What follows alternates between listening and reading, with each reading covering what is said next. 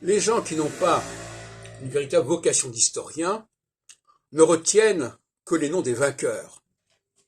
Or, très souvent, ce sont des vainqueurs inattendus et surprenants.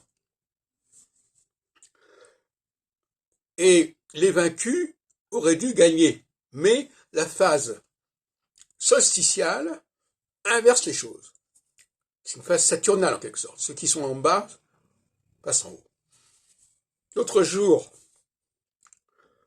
j'ai parlé de Mendès France, et j'ai dit que Mendès France, en 56, aurait dû rester au pouvoir, et il a été balayé par Guy Mollet.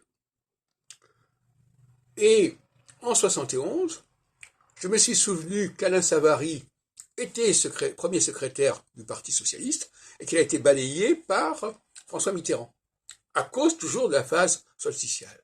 Bon. Mais ceux qui ne connaissent pas bien, qui n'ont pas un sens aigu de l'histoire politique notamment, ne peuvent pas jouer là-dessus. Un tel a gagné, il a gagné. Au final, il faut valider qu'il a gagné. Et c'est vrai qu'il a gagné. Mais il a gagné d'une façon tout à fait surprenante, quelque part. C'est vrai pour... et en même temps, les autres ont perdu de façon surprenante. Moi, par exemple, en 2002, je devais normalement obtenir la chaire à l'école pratique des études en succédant à Antoine Philippe. Sur le papier, normalement, les documents, les papiers, les diplômes, tout ça joue en ma faveur. Mais on était entré en phase solsticiale et c'est un inconnu, enfin pas un out-one, mais un outsider qui n'avait pas vraiment beaucoup publié, qui n'avait pas beaucoup de titres, sauf au dernier moment, hein, in extremis. Dans les jours qui ont précédé l'audition, il a obtenu des diplômes qu'il n'avait pas pu obtenir pendant des années. C'est Jean-Pierre Braque qui a été élu grâce à la phase solsticiale. On pourrait continuer tout un ensemble d'exemples que j'ai donnés par la suite, mais il faut toujours, c'est la leçon de cette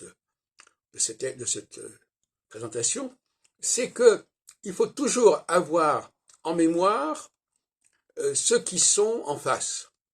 Bon. Par exemple, en 68, Mendès France et François Mitterrand s'étaient manifestés pour occuper une sorte de gouvernement provisoire, du fait notamment du départ, enfin de l'éloignement de Gaulle en Allemagne, à Baden-Baden, enfin je ne sais plus très bien ce qu'il en était. Et bon voilà, bon, c'est pour vous dire que il faut toujours savoir qui a gagné, sur qui on a gagné, et qui a perdu, et par rapport à qui on a perdu.